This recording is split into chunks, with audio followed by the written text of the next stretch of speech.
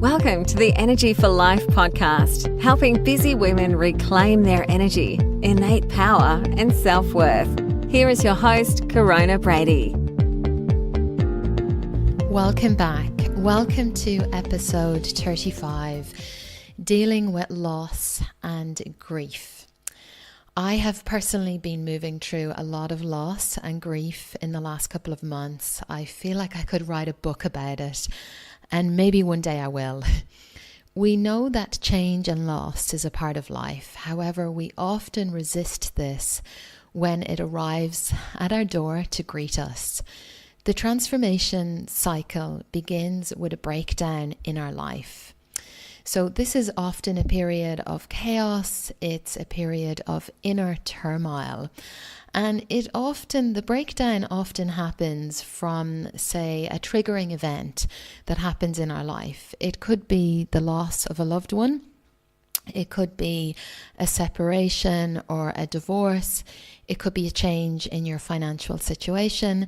It could be the loss of a job. It could be a change in career. It could be setting up your own business. It could be empty nest. I want to mention here that even the happy events in life, such as having a baby or getting married or getting a new job or creating a business, they can trigger grief because we lose our identity. We lose that old identity and a new identity is being built. And so often what follows during this time is a period of utter grief. And grief can be different for everyone, but it usually includes some of the following emotions: sadness, anger, denial, fear, anxiety, despair, bitterness, until finally the surrender happens and we reach a point of letting go.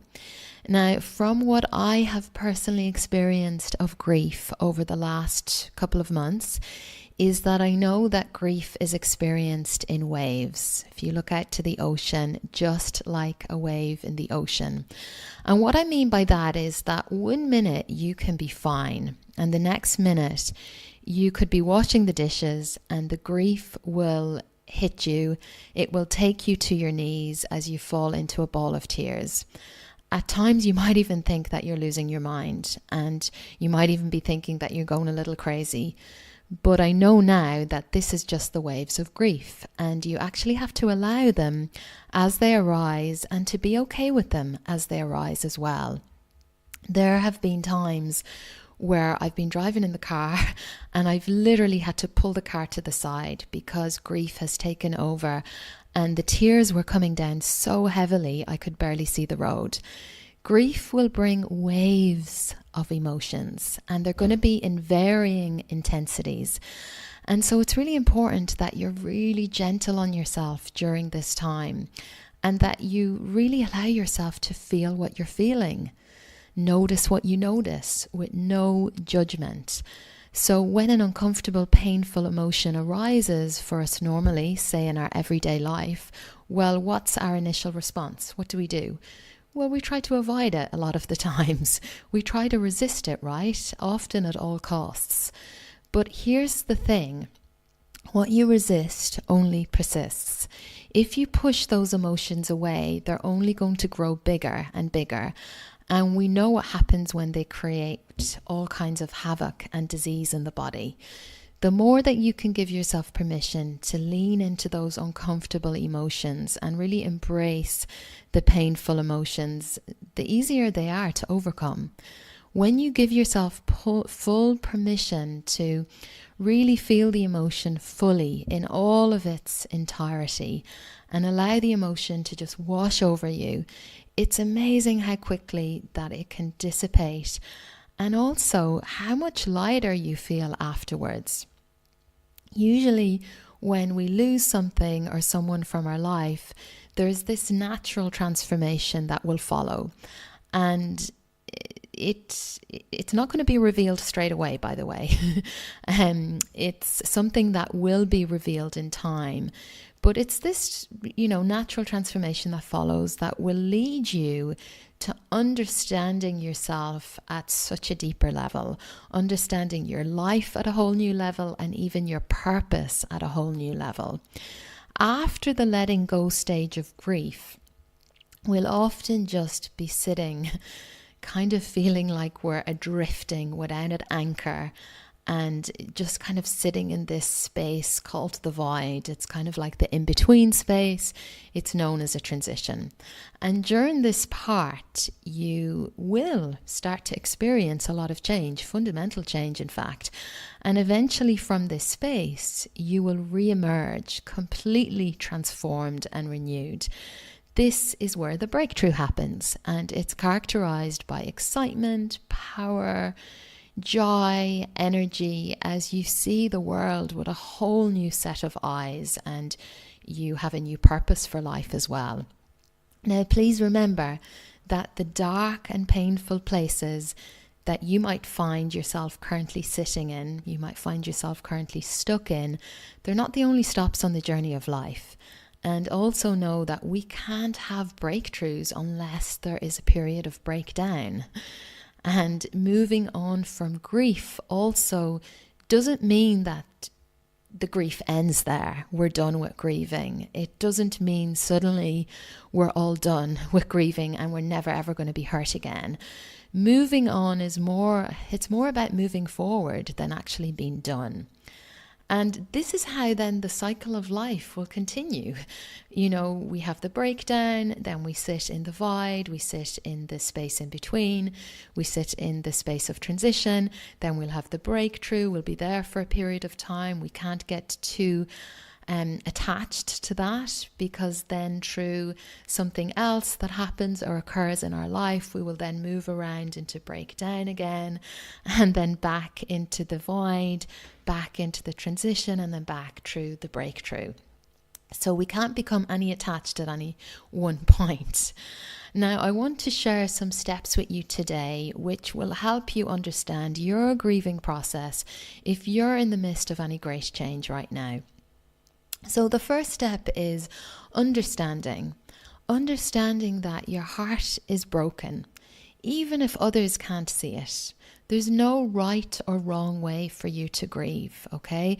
The first step in your grieving process is just understanding what you have been through, understanding that the grief is there, and recognizing what you have just lost, because you can't move through it unless you first and foremost are aware of it and you understand that your heart is broken.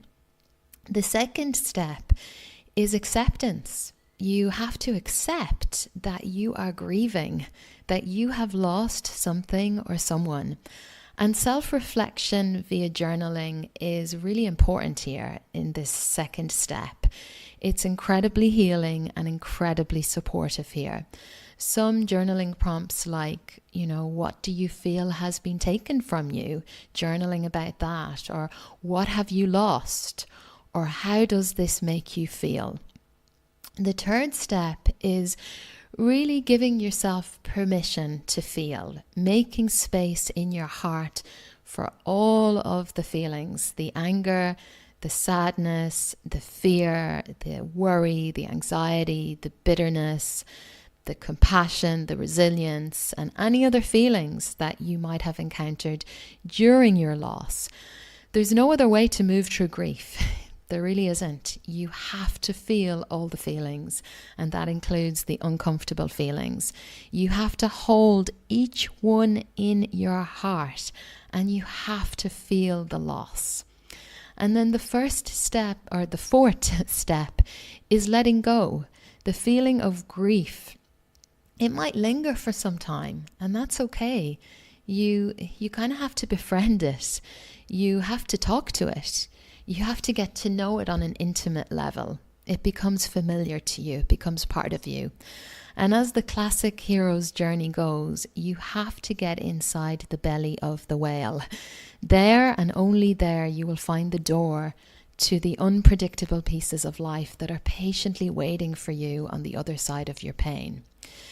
So grief is not just about the loss of a person or thing. It's also about the part of you that has been lost in all of this. It's the part of you that was connected and attached to what's no longer part in your life. It's no longer present in your life. And so often it causes you to lose a part of yourself. But what you need to know is that this lost part of you is not forever gone. In fact, this lost part of you is where the transformation and renewal takes place. Because in every loss, there's a gain. There's a new beginning. So often when we lose something or someone, we focus just on the loss. But we actually need to switch our thinking to what new things we are gaining. If you have lost a loved one, perhaps you've gained a new perspective on life and death. Grief and loss, they're multi-layered, they're complex, and they're multifaceted. And it's grief changes and morphs over time. We get stronger as we carry it. It doesn't simply just disappear. Grief can and it will continue to remind us of our loss throughout our lifetimes in different ways and at different times. And what you need to know is this. There's no timelines, there's no rules with the grieving process. You move through it in your own space and time. It's unique for everyone. Only you can know when you are ready to move forward after your loss. And only you can decide what it means to let go or accept the loss that you've experienced. Only you can truly decide what it means to move on and move forward. Whatever that looks like for you, it's perfect and it's right. And make sure that you have support. This is crucial in the midst of great change and grief. Now, if you've been listening to my podcast show for some time, by now you probably have a strong sense if I can help you or not. If you suspect I can, this is what I recommend you do next. Let's hop on a quick call together and chat about how my Energy for Life Academy program might work best for you. You can go ahead over to coronabrady.com/apply, choose a time and book in on my calendar. There's a short application form to then answer. As you can appreciate, these calls can get booked out fast, so I recommend you make that booking right now, and I look forward to supporting you. Thank you so much for listening today, and I really hope that